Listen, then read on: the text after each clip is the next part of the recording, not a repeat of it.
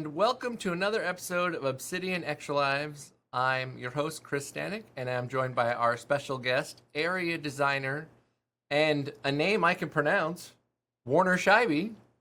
What's up? How you doing today, Warner? I'm doing great. It's a good day. It's a good day. We're going to hang out, play some games. I think we might chop some people's heads off, raise some money for the chids, and learn what you do here. Yeah, that'd be nice. And I think we're going to talk a lot about slugs. Yeah, that's definitely a thing. Do you like competitive games like this, where there are a lot of back and forth and challenging sweat? You a big sweat lord? I don't think I would say I'm a big sweat lord. I like that term. That's a good one. But I've liked challenging skill-based games kind of since I started playing them. Okay. So some of the first games I played were racing games, and I would play them against my older brother. He's 8 years older, and so he would just kick my ass. And I was like, dang, this guy's good. So I was always trying to get better and build that skill. And so that was kind of my intro to games was skill based. Okay. And so usually that is just for racing games. And that's not even half of what I play. I like just playing casual, calm, RPGs or something. I want to see the pretty sights, take my time. I don't want to have a high heart rate playing games. But every once in a while it's I do want to do this. And so For Honor is one of those games that several of my friends play. And so, these days I play games to stay in contact with my friends. Yeah. A lot of the time. No, it's a great way to stay in touch. Oh, yeah. So, we play this. And they dragged me back into it. I was like, nope, I uninstalled it because that game pissed me off too many times. You're I got out clean. Yeah. I was moving on. They dragged me back in. And now here we are. What got you into the idea of, I want to work in games? I think, so it came to, high school, and I was in high school pretty shortly after Skyrim came out, and I loved that game, and I played that game way too much, and I was starting to think of what I was gonna do for work, and I was like, okay, I have to have a job at some point. What am I gonna do? I want to have something that I enjoy, something that's fun, and I didn't really know what that was gonna be, so I started thinking can I do something that I just enjoy, and I was wait, so I like games. I spend a lot of time playing games. Mm-hmm. Could I make them? I don't know what that would be like. I didn't know anyone that made games. Right. Or, it's just this magical thing where there's this game that's at the store and I buy it and I get to play it, but having no idea of what goes into it. Oh my God. Wow. They Yeah. really wanted to get vengeance on you. That felt personal. That was personal. That was definitely personal. But yeah, so then one of my friends also started playing Skyrim, and he was playing mods with a lot of mods. Okay. And I was I was only on Xbox, so I was I don't know what these mods are. Oh, that's right. He's Okay. no, people make them. I was so the studio doesn't make them? He's no, just random people. And I was that seems like a lie. So I started looking into That it. seems like a lie. And it was true. Just look at your friend, wow. call him a liar. You're a liar, Mark. I know, but they were so good, these mods. I was there's no way these are just some average Joe just making something. Yeah. But it is. And I was wow, I could do that. So I started making mods every once in a while. Oh, very cool. And I have some mods for Skyrim, and that was the first time I ever did any dev. So I used to just mess around with them and not release anything that was worth releasing. So I would make a lot that were just not even a feasible release. And then there's a couple on there where I was all right, I'm just gonna try to scope myself to something really reasonable. Okay. And make something that's with the story, canonically consistent, one little castle or something. Okay. So that's where I started, and I was it was basically just area design, what I do now, and I didn't know it at the time. But all the stuff I was doing just because I wanted to do it was stuff that people literally just have a job title for. And I started doing it more and more, and yeah, I liked it a lot. So then I went to school for games, and then I now work in games. Were you when you were now you do work in games. When you were in school and you were with your classmates and had this experience from modding, were they oh shit, Warner knows I got to go to this guy to figure some stuff out. This guy made mods for Skyrim. No? No. The people, so it was kind of different because a lot of the people I was with, I went through the CS program for games, and so a lot of those people were making apps and working on software. Okay. And what I was doing was basically playing with Legos. So they were well, you're playing and we're working. Exactly. That was the vibe. And that's also I had a bit where I was just trying to be a programmer, and I was this is really tough. I don't enjoy it as much. And so it was definitely a challenge. But then I realized I could just do something I enjoyed. Yeah. I kind of stuck with it. But But yeah, I definitely wasn't. People went like, "Oh, this guy makes mods." Not at all. You went to school in Santa Cruz, right? Yes. And as I was talking to you, you told me a lot about your school there and how their mascot is a slug. Yeah, the banana slug. Oh. Wow. What is that? It's like, to me, it's like sports mascots are like alligators or eagles or a big predator, Cool typically, things, right? Yeah. Cool things. Okay, so there's a story Banana behind slug? It. There's a Yeah, story. yeah. Okay, Yeah, good. so there used to be the seals or the sea lions or something, and there's still a statue outside of one of the lecture halls of like the mascot, what the mascot used to be. Mm-hmm. And it was it made sense. There's a lot of those animals in the waters of Santa Cruz, but the student body was like not having it. They're like, we just want something unique. And so they came up with the idea of a banana slug because there's banana slugs all over the campus. Okay. Especially when it rains, you can find them, and they're massive. They get to be like 8 inches long and like big, bright yellow, disgusting. I think they're awesome, but they're definitely. It kind of gave me a chill to think of an 8-inch long slug, though, with its 25,000 plus teeth that we found out about. Yes, it's definitely a little like you see them and like when you go there you're like, okay, this is cool, like that's my mascot. But also like if you just see one just on a hike or something, it's kind of jarring because you're like, oh, that is an animal, like that's disgusting. Yeah, banana slug could have saved someone's life, Super Cheetah. So yeah, the story behind it is the students wanted something different, not just something that like other people had. So they came up with a banana slug, and there was some people that came up with like the logo, and it turns out one of those people was actually in the game industry, and he was doing a talk at one of my like classes for it, and I was talking to him a little bit, and I messaged him privately, and I was like, hey, I'd like to like talk about games. We were talking about games, and he was like, or more like game dev, so we were talking about game dev, but he was like, yeah, so like, what college of living are you in on the campus? Turns out I was living in a building that he was living in when he and some friends came up with the logo. Okay. And I was like, that's no way. So yeah, the Banana Slug logo was created in part by someone in the games industry, so I felt like it was kind of full circle. It was pretty cool. That's pretty interesting that guy was the banana slug Yeah. Right? progenitor, really, right? Yeah. So yeah, banana slugs. They're really cool.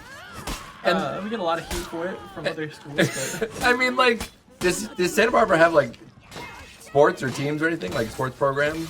Santa Cruz, well, they're all Santa D3. Cruz. I said Santa Barbara. Yeah, it's they do for sure, Okay. So like, but it's not the focus. we're going against the banana slugs. Cool. So that should be easy, right? No one really sweats going against the banana slugs. No, man. But the banana slugs apparently have a neurotoxin that can Really mess you up. mess you up. Really mess you up. Yeah. I learned a lot about slugs in our pre-talk, and I really wanted to share that. Yes. I mean, I liked it a lot, right? So like. It is unique. I can't take away from the uniqueness of the banana speaking slug. of the sport thing, like the mascot, our mascot, the guy that walks around, dressed as a slug. So you got this massive slug head on top of this dude, and his name's Sammy the Slug. And so we got Sammy the Slug as our mascot, and seeing that thing at sporting events or different like school events is like, it's. At first, it was jarring. Does Sammy the Slug just look like somebody had just made like some really roughshod, basic ass costume, and it kind of looks scary around Yes. people? You're like, ooh, kids, don't go near the slug, They just man. updated it like since I graduated though, so it's a newer one I think. But when I More was there, family friendly. a little bit less jarring for sure, cuter, but Maybe not like nightmare fuel. it was a little bit for sure. Like if I saw that thing at night walking towards me, I would run. Like You get through school and you're into area design. What was like your first real job in the industry like? this is my first real job Is in the it? industry. Oh, Space Slug Studios doesn't count? Okay, so that was my capstone team name. Oh, okay, cool. Yeah, so Space Slug, we had to make a game for like one of my degrees. So I double majored in both of the game dev programs at Santa Cruz, and so I couldn't do 2 capstones at once, even though that was the same capstone class for 2 majors, so I had to do it twice. And the second time I took it, we had a team name called Space Slug Studios, which came up with it. It's not official. We didn't like. If that's anyone else's name out there, like you could please don't like sue me because that was just like a student project name. But that was our name. We made a horror game in Unreal Engine, and it was mainly two of us. And then about halfway through, we had some external people come in and do like a model each. Mm-hmm. It was a lot of fun. Okay. That was right before Obsidian. Pretty much right before Obsidian. So this is your first adult job, like in the industry, your big boy job, Yes, if you will. That's a good way to put it. Why don't you tell us what an area designer does? Okay. An area designer, it's like other studios call them level designers, and what we do basically is like we're kind of like a little bit of the glue of a lot of development stuff. So if like someone makes like let me use a different game for example. Like Skyrim modding was basically exactly what I do in terms of what I do. So like if there's a tree asset you want, like the environment art team will make that tree asset and you use it in a way that like you want to use it, make sure it looks good. Of course you have to work with your environment artist to make sure that that tree is like set up well so that it looks good with the environment art. But if you have like a gameplay purpose for it, you place it where you need it. So that's as simple as that. So if you want to make like a little castle also, Yep. you come up with first like a layout on like a little map on like a 2D just on paper. And you're like, okay, this is what I'm gonna make, and then I talk it over with like collaborators. So I'll talk it over with like art, and I'll talk it over with narrative, and I also like have my directors review those things, and if they like it, then I'm able to like start going ahead with a blockout phase. Okay. And then in that blockout phase is where I like start to put the first little bits of that thing together, and it starts to like come to life. And then from there we start to put like art on top of that. Mm-hmm. And then so basically I'm not responsible for anything looking good. Like if it was just me working on it, it would be ugly because I'm not an artist, right? So it would just be like boxes and cubes, and it's not fun. And if anyone saw those pictures, it would be sad. So that's just the nature of level design, though. So then from there you collaborate a bunch, and you make sure that like the things that people are implementing are like in line with what you're thinking. And so gray boxing can look cool, that's true. Maybe not mine yet. I'm very new to this whole thing, but yeah. So from there, it's just a lot of collaboration. Well, it's a foundational part, right? So there's like systems of a game, Yeah. the level, and those things come together and inform each other. 100%. 100%. Like systems folks, like it's really cool because like I don't do like enemy types or damage or what they do, but if I want an encounter to feel cool, I'm just like, all right, systems people, like what are you working on? Like how can I make this feel as cool as possible? And so then I'm able to work with them to make sure that things are super awesome. So I'm not like the combat designer on the team, but I'll go in and I have to like implement combat design. And so if I don't work with a guy that's working on the combat design, then there's a disconnect, right? Yeah. So it forces me to have a lot of really, really cool conversations. And so a huge aspect of my job is collaboration. But I'd say after like the gray boxing phase is definitely like mostly conversations and collaboration with folks. What do you think the most important aspect of area design is? Like the watch, I'll let you answer that without even prefacing The most important part. examples. That's really tough. I think the most important part of area design is recognizing what the goal of a space is and achieving it. And so like I'm saying that because it's really broad, but that's like just kind of the nature of the beast. And it's fun because like you get to work with narrative people who just have all this knowledge on like what point the player might be at in the game. Yeah. Like, what broader story we're trying to tell that we may not be hitting in other parts of the game, and what you could be touching on, and like fun little reasons you could add into this person being this way or behaving like that. And then on the art side, you get to like pair that with all of those things too. So everything starts to be incredibly cohesive, and it just gets to be a lot of fun because it's like it shouldn't even be called a job really, because you're just like making something really cool with people. Like there's no reason for it to be that fun. Like I love it so much because it's just coming up with fun things with people. And Yeah. it's pretty low stakes. No one's life is on the line. Yeah, it's I think maybe the hardest thing is just knowing which sometimes to pick and choose your battles, right? For the things that you really want to push for whatever reason they may be. I think just navigating that is probably one like the least fun part. Yes. Because I think everyone here gets along so well, and that's not always a fun conversation to have. Right. Yeah, but it's necessary. Right. Absolutely, and any creative endeavor, right? There's going to be differing opinions, and pushback and reasons like that. But that's I think, also a fun thing. yeah, it can be absolutely. Like if you work well with the people that you're working with, right? Like, I mean, there's people in college that just do not work well with it, and that's just part of it. And you have to learn how to handle that, right? Because Yep. you're not going to agree with everyone for your entire life. It's true. Like, that's just the life. It'd be a isn't pretty being able- boring life, actually. It would be. So it's like, okay, if we disagree, what's the heart of the reason why we disagree? Like, is there something that we could both achieve? Find a good compromise where we're both happy. It's like, what is the heart of your disagreement? Like, do Yeah. you not like just the layout in general? Do you not? It's like we have to find what that reason is. And when you do, you're like, okay, we can see what your goal is, and we can see what my goal is, and let's. And the thing about design is that there's infinite possibilities. Absolutely. Right? So you can find some sort of middle ground that exists, but you have to be willing. So does the other person. But that aspect is so fun. Once you have the clear objectives, right, and you've kind of taken feeling out of it and emotion, and you're just being objective about what the goal is. Yeah, then it's that's honestly the reason why I wanted to be in like the industry is because you get to work with people that just come up with things that you would never come up with, and it's like that's just so exciting. Do you know, though, eventually you're going to be the guy that comes up with the things and inspiring other people. And hopefully by that time I will be confident in being able to do that. But I mean, I come up with stuff all the time that we do. Absolutely, Sure. I'm sure you do. But I'm not like director level. That it just sounds very stressful. At this point in my career, that sounds terrifying. Yeah, that's fair. So, as a game designer, you're in games now. You know how they're made and things like that, and you play them.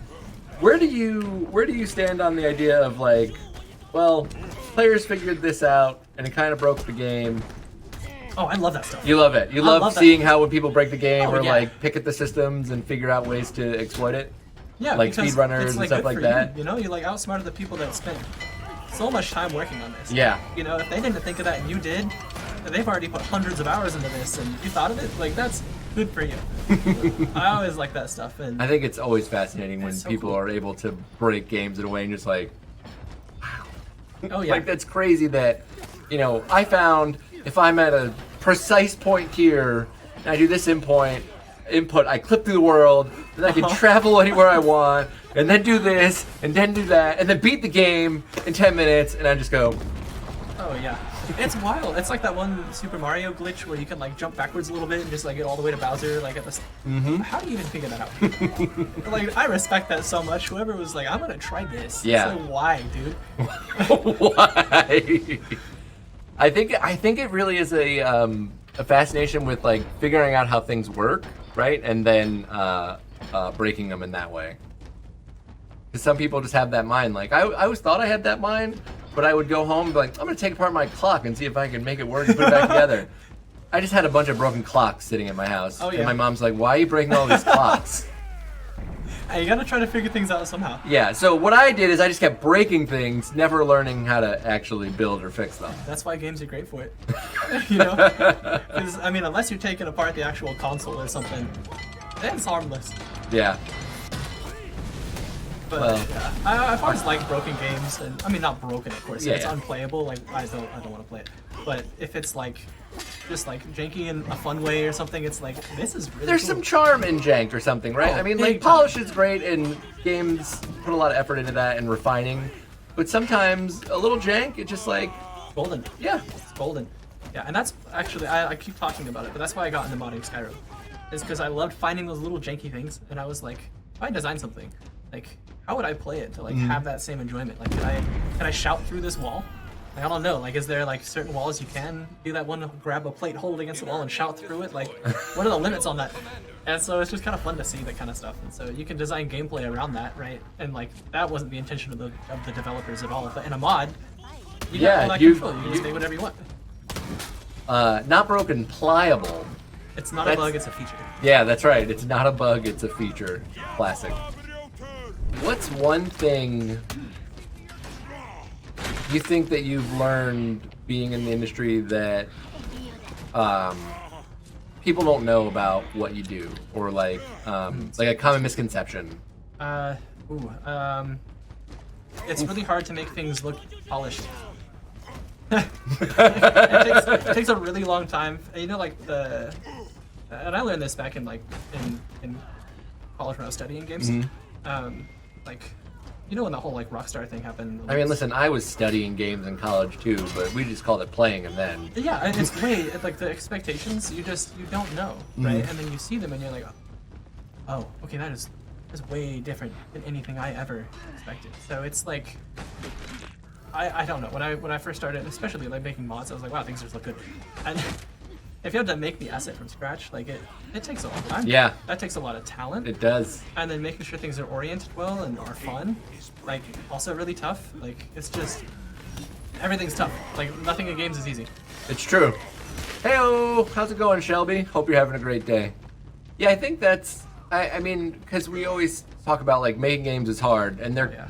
I think you could almost kind of compare them to the same thing as a movie, right? It's kind of a miracle that it all comes together, in the sense of all these different creatives working together to make this cohesive thing. Yes. But when you do break it down by like everything here was like made by a person, you know, and it's like so much more appreciation for it. Yeah, right. Like you have the idea of like, okay, well, I'm the area designer. It's like, oh, so you do all the art and the tile for everything, and then like this tusk. It's like, no, that's a whole different other discipline and job. 100%. And yeah, even just like from the environment to the characters. Mm-hmm.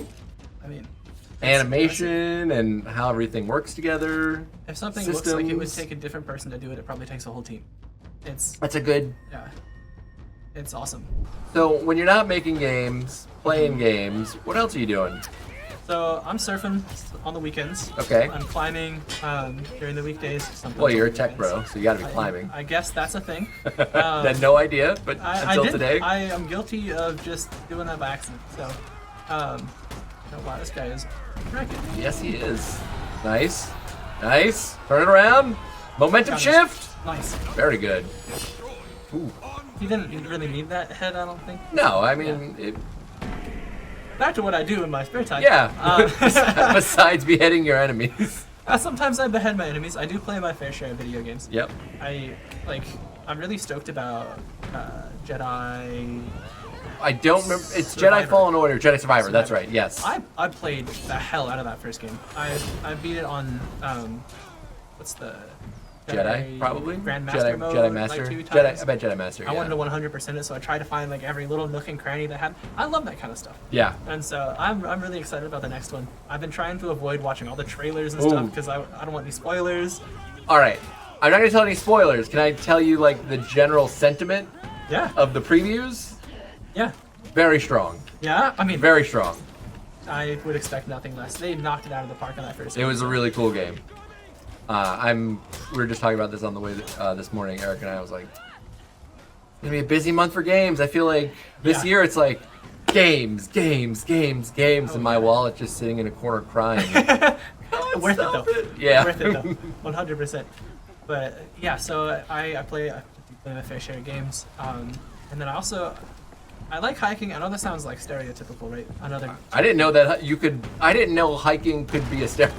It's another one of like I got that like tech dude starter kit. Like hiking was on there, like right next to bouldering. I like hiking. So I mean, I'm just gonna own it. But I love seeing like the different ways that places look, and so I try to like hike in different spots all the time.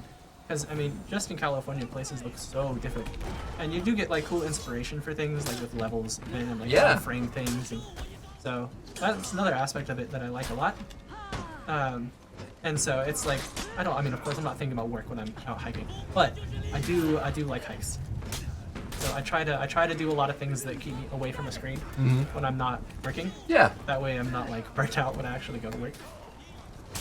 How do you like working with environment artists? I love it. I love like when people are super visual and passionate, and it's like they just inhabit that entirely. That's just kind of what environment artists do. They're very like visual people, and it's also really cool because I'm like, this level is like, I don't really know what I could do here to flare it up, or like maybe this is feeling a little like drab right here. I'm like, hey, environment art dude, like, what you think? And they're like, oh, this idea, and it's like, wow, that is gorgeous. Thank you for that idea. And it's like, it's so cool because I don't think that way all the time. I'm not like, I have a very different brain to like do that kind of stuff, and just like hearing their influences and their reasons for doing things is like really cool because it always adds so much to a level when you start to like talk about what things are supposed to look like. Yeah. Because I mean, you could have even like make levels in video games. Like if you have a game you play with it, sometimes it's like raining, sometimes it's dry, sometimes or like racing games where the track is wet or something. Like you get incredibly different game feel. Yeah. Even if it's the same place. And so it's like it's a lot of fun when you're able to like start to talk about the visuals because it has such a massive impact on the game. Mm-hmm. I've also heard that David is a cool guy to work with. David Chan? It must be because you must work with them. There are several Davids. We got a lot of Davids. We have a lot of Davids. I work with... We have a lot of Davids. We had a lot of Dans. We have a lot of Dans. A lot of Dans. We got several Ryans. Mm-hmm. Surprisingly... We have no other Warners. Yeah, you're one of a kind. I've never met another Warner, actually. I've been told of one. I mean, it's so rare that I've ever heard of it that I believed that one. Eric donated $15 for the Chids. Happy 15 years, Mikey. Warner now has to do funny voices. We also got to clap for Mikey for 15 years at the company. Woo! Now you got to do a funny voice, and I will time you for 5 minutes. Should I play some, and maybe this way you can focus on your voice, or you got it both?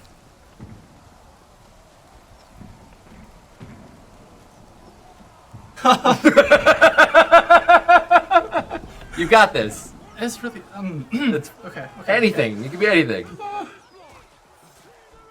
You do a good Morty? I'll just do a really high-pitched voice. Okay. Bye.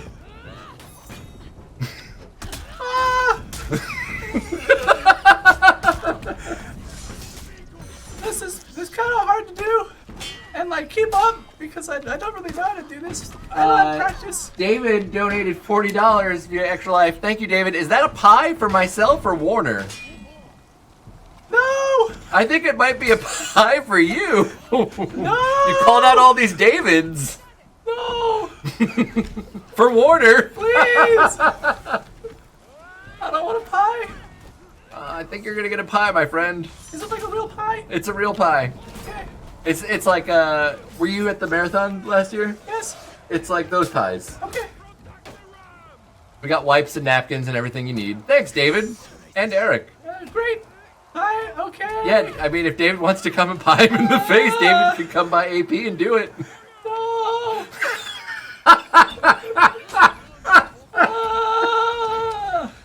Thank you. Yeah, I'm sorry. $40 is worth it. Hey, and go ahead and take your glasses off, too. Bye.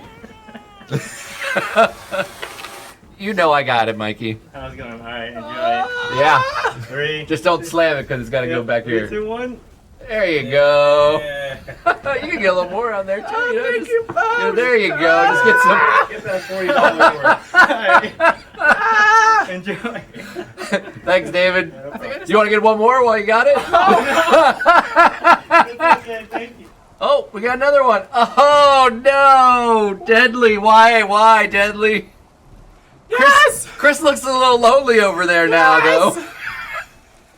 It's all for the Chids, not for any. Oh, wait. Eva, do you want to do it? Eva, you want to do it? If you don't have anyone. Come on in. Come on. Yes. It's a family affair. Oh, God. Oh, brilliant. I thought you were blowing your nose right there.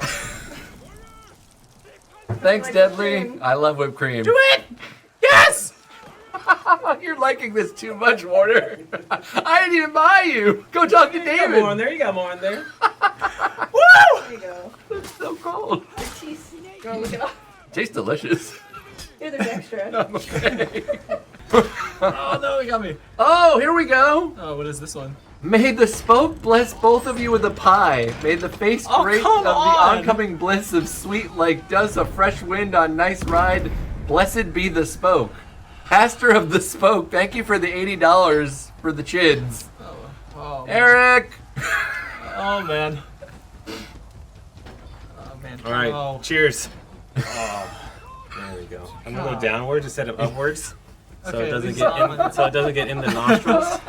That's fine. Oh, okay. Oh gosh. Little foundation. Beautiful. No, come on. There's Lovely, still I some left appreciate on the pan. Oh. All right, here you go. Oh. Holy shit! There you Did go. you just do that? It's on the seat. Oh, it's everywhere. Gonna eat this meat pie. This is a good look for me. It is. I'm gonna have to. Yeah, I'm gonna come back with just your paper new towels style? because we are. I'm coming to the office like this. I have spilled so much stuff on this shirt today, it's ridiculous. Are there any good advice on what makes a good area design? I've thought about this a lot recently, and I think a considerate design is. I'll explain it, but I think if your design is considerate of certain things, it is good. So Okay. it needs to consider its context in the game. Like, is it a main quest thing? Is it not? Because if it isn't main quest, don't put in like things that aren't main quest oriented. Like, don't overdo it, right? And simplicity is key sometimes.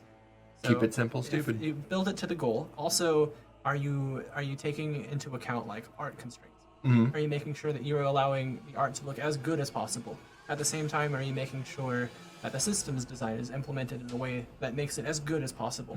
Because it really falls on the area designer, in my shoes, to make sure that these things are implemented in a way that brings their greatness to life. Right? Okay. Because someone could make the best system, and if I use it wrong, then people would be, oh, that's system. But it's my fault. You're saying that a good area, something that makes an area design good is something that highlights and enhances every other kind of part of the piece of the pie, right? Yeah. You have to take a holistic approach. Very cool. Very collaborative, and it's a bad design would be one that is very selfish. I would be Smaug, and it would be just Cheesy bug? No. cheesy bug No. for Warner. Oh, God, cheesy. Is it gonna be crunchy? Since we're doing the fun flavors, I'm gonna God. just I'm gonna implement a thing here. You Sounds have like appetizing. to pick two and eat them at the same time. What? God, no. Okay. Look, I mean, it's sun-dried tomato basil, Italian lasagna, and white cheddar. I have to. If someone said a cheesy bug, they said a Cheesy. bug. Okay, so I have to choose the cheesy cheese and one. And then can you like switch them up and I'll just like see. you want it random? Yeah. All right, I'm just gonna give you one. I'm gonna mix them up back here. I don't know which one's which. Hold on, I gotta open it. My eyes are closed, so I don't know what's okay. going on. So you let me know. All right, here's the bug.